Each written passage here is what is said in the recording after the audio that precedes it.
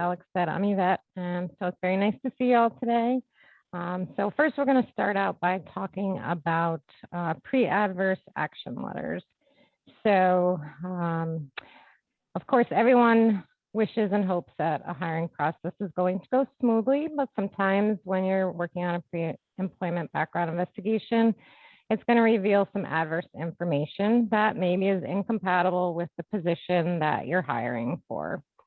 So in this case, you may choose to deny employment to someone. So there's a defined adverse action process for that.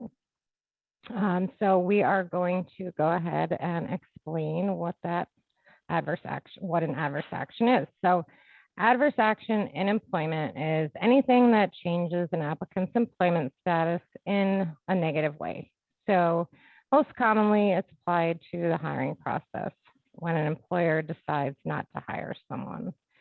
So because adverse action negatively impacts the consumer, it is often, it could often lead to some type of litigation. So to minimize that risk of any type of litigation and to protect the consumers, the Fair Credit Reporting Act has established a set of procedures that all companies should follow if they choose to take any adverse action of any kind. So let's imagine that the hiring scenario that I talked about earlier happens to you. An applicant gets an investigation done and the individual has a criminal history that won't allow them to work that particular job. So you decide that you're not going to hire that person. So the first thing that you should do is send out a pre-adverse action letter. So what is a pre-adverse action letter, you might ask? So a pre-adverse action letter is a notice to the applicant stating the contents of the report, that their contents of the report may adversely affect the employer's hiring decisions, and that the applicant has the right to dispute the accuracy and the completeness of the information that the report contains. So the employer should send the pre-adverse letter before taking any adverse action against the applicant. So the letter needs to include a few specific enclosures that the applicant has the right to see. So we're going to talk about New York specifically. The applicant would need to receive a copy of their entire background investigation report, a copy of New York State Article 23A, and the FCRA Notice of Rights. There's another specific form if someone lives or if the business is in New York City. There's an additional what's called the Fair Chance Act form that needs to be completed and added in the pre-adverse letter as well.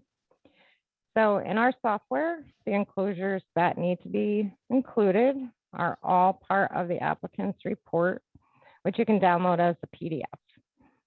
So any of the state-specific forms, the information is captured when the applicant first fills out their personal information through our portal. So the correct form is then automatically going to be linked depending on the address that the applicant has filled out in that form. So we would recommend sending the pre-adverse letter by certified mail so you can confirm that the applicant has received it.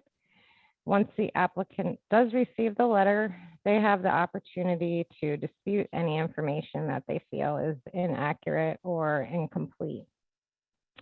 The FCRA has given the recommendation of waiting 5 to 7 business days before then sending the adverse action letter, which we'll talk about in a moment, which gives the applicant time to dispute any information if they choose to do so.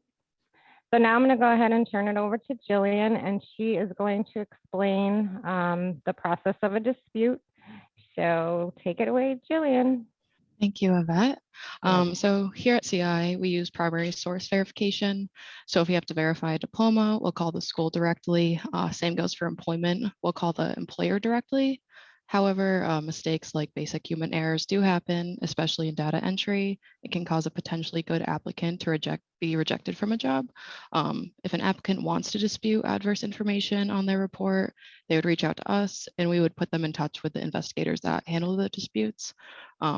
That investigator would get the information that is being disputed, from the applicant and have them fill out a disclosure request form that we send to them via email, which they would then fill it out and send it back to us via email.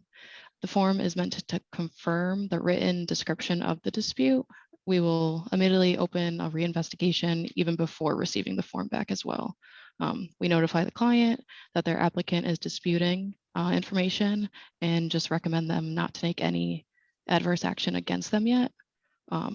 The investigator will then reach back out to the primary source that we obtained the information from and re-verify the information. The FCRA legally gives us 30 days to complete the reinvestigation, but we normally have it done within a couple of days. And once the reinvestigation is complete, if the disputed information is accurate and up to date, there'll be no changes made to the original report. But if the information is found to be different, the original report will be changed to reflect that updated information. And both the client and applicant are emailed and notified along the way of when the reinvestigation starts and when it's completed and whether there's changes or no changes on the report. And then on a final note, we get a lot of questions about disputing credit reports.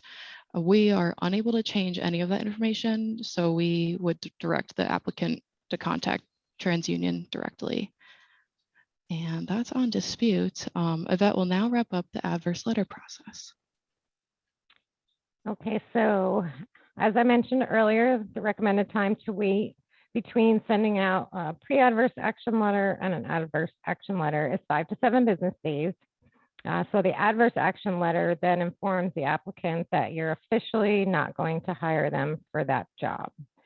So again, we recommend sending the adverse letter through certified mail so you can confirm that the applicant did receive it. In our software, we have the pre-adverse and adverse action letters already built for you, so you don't have to spend time filling them out. The applicant's personal information is automatically uploaded in the letter, and it will let the client know what enclosures are needed.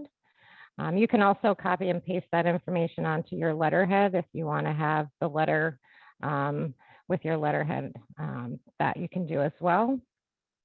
So all of the procedures that we've talked about today are recommendations. You know, we're not telling you how to operate your hiring process or give you any suggestions or advice on individual applicants.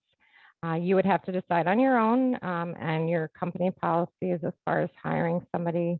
But we want to be careful that whatever we're doing for one person, we're doing for another person. We want to keep things consistent. So you want to be sure that you're sending these letters out to everybody. So, you know, I suggest sending out your pre-adverse letter, you know, putting something on your calendar possibly to remind you in 5 to 7 business days to then go ahead and send out the adverse action letter. So now I'm going to have Alex share his screen so he can show you where to find these letters in an applicant's report, just to show you how easy it is. So Alex. Let me share here. Okay. So right now, I am in our software called CIware. I am in an applicant report. That name of the applicant is Test Tester. Obviously, we don't want to give any personal information or anything like that away. But here on the right-hand side, under this Actions tab, you can see these 2 links here, the adverse action letter and then the pre-adverse action letter. So we have these templates all ready to go for you, ready, set. This is our pre-adverse action notice. All of that applicant information is already thrown in there for you. And it also lets you know what enclosures you will need to have. And I believe, you know, not all pre-adverse and adverse action letters are exactly the same. So if you want to take this and have your legal team review it, like Yvette said, that would be a good thing as well. And I'll go over here real quick and just so the adverse as well. Again, that applicant information and then our information as well. So let me stop my share, and then I'm actually going to stop the recording as well.